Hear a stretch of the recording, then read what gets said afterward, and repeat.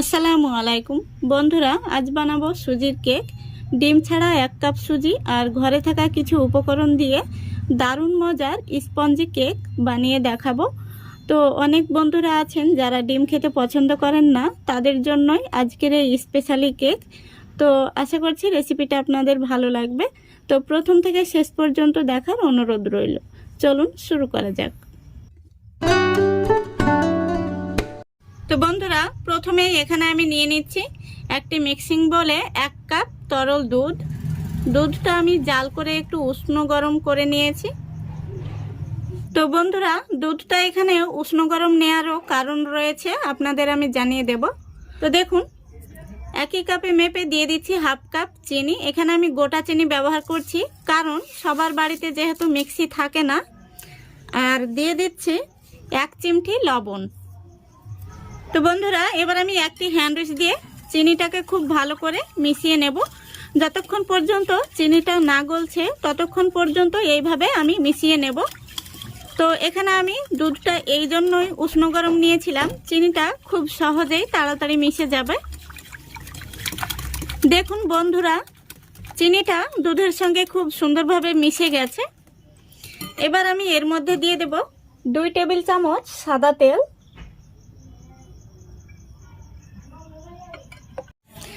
এবার এই তেলটাকেও আমি খুব ভালো করে দুধের সঙ্গে মিশিয়ে নেব। দেখুন, খুব সুন্দরভাবে তেলটাও মিশে গেছে। এবার আমি এর মধ্যে দিয়ে দেব 1 কাপ সুজি। বন্ধুরা, এখানে আপনারা পরিমাণটা লক্ষ্য করবেন, আমি একই কাপে মেপে এখানে সবগুলো উপকরণ দিচ্ছি। সুজিটাকে খুব ভালো করে আমি দুধের সঙ্গে মিশিয়ে নেব। দেখুন, সুজিটা মিশে গেছে। এবার আমি এখানে দিয়ে দেব 1/2 কাপ ময়দা।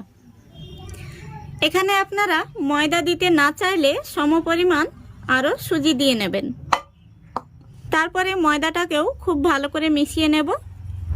লক্ষ্য রাখতে হবে ব্যাটারের মধ্যে যেন কোনো রকম দলা পেকে না থাকে।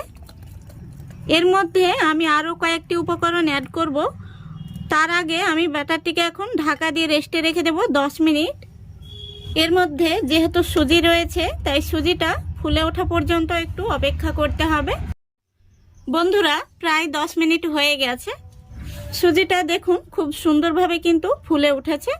এবার আমি এর মধ্যে কয়েকটি উপকরণ দিয়ে দেব। দিয়ে দিচ্ছি চা চামচের 1 চামচ বেকিং পাউডার, আর দিয়ে দিচ্ছি 1/2 চামচ বেকিং সোডা।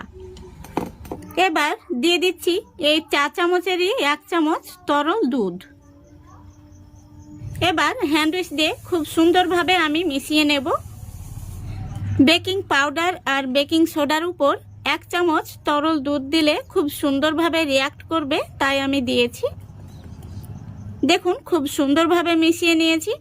এবার আমি এর মধ্যে দিয়ে দেব ভ্যানিলা এসেন্স। আপনাদের হাতের কাছে না থাকলে আপনারা এলাচ গুঁড়ো দিয়ে নেবেন। তো আমি 4 থেকে 5 ফোঁটা মতো ভ্যানিলা এসেন্স দিয়ে আবারও খুব ভালো করে মিশিয়ে নিচ্ছি। দেখুন, খুব ভালো করে মিশিয়ে নিয়েছি। কেক তৈরির জন্য ব্যাটারটি একদম রেডি হয়ে গেছে। আর ব্যাটারটি এরকমই রাখতে হবে, এর চাইতে পাতলা হলে কেকটা ভালো হবে না। ব্যাটারটা এবার আমি একটা সাইডে সরিয়ে রাখছি। এবার আমি এখানে একটি স্টিলের বাটি নিয়েছি। এই বাটির মধ্যে আজকের কেকটা আমি তৈরি করব।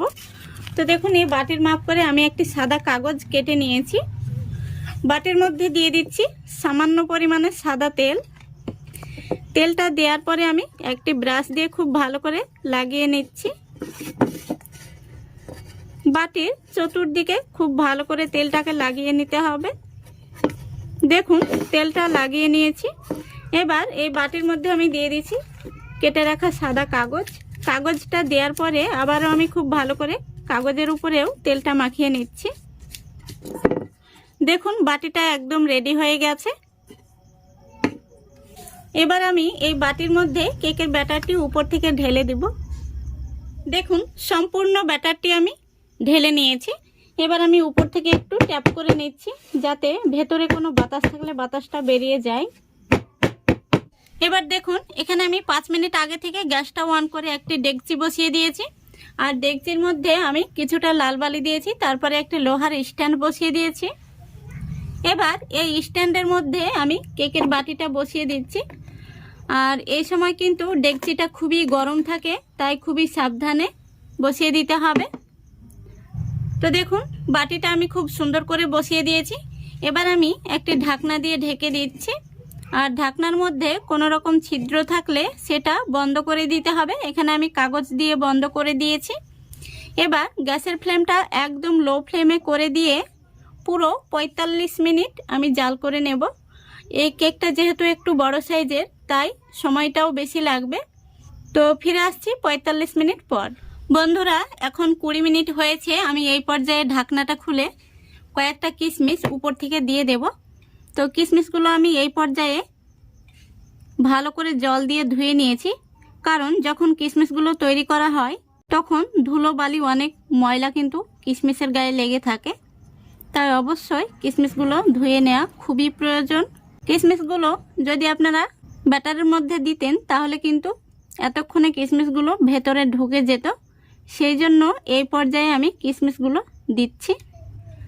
দেখুন সবগুলো কিশমিশ আমি খুব সুন্দরভাবে সাজিয়ে নিয়েছি। আবারও আমি ঢাকনা দিয়ে দিচ্ছি। তো আমি আরও 25 মিনিট জাল করে নেব। পুরোপুরি কেকটা হতে 45 মিনিট সময় লাগবে। তো আরও 25 মিনিট জাল করার পর ফিরে আসছি। দেখুন বন্ধুরা 45 মিনিট হয়ে গেছে। এখন আমি ঢাকনাটা খুলে দেখে নেব কেকটা কেমন হয়েছে। কেকটা কত সুন্দর ফুলেছে, আর কিশমিশগুলো আমি যেভাবে দিয়েছি ঠিক সেভাবেই রয়েছে।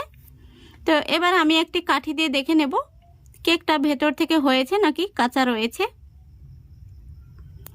দেখুন কাঠিটা একদম পরিষ্কার বেরিয়েছে, তার মানে কেকটা পারফেক্ট হয়েছে।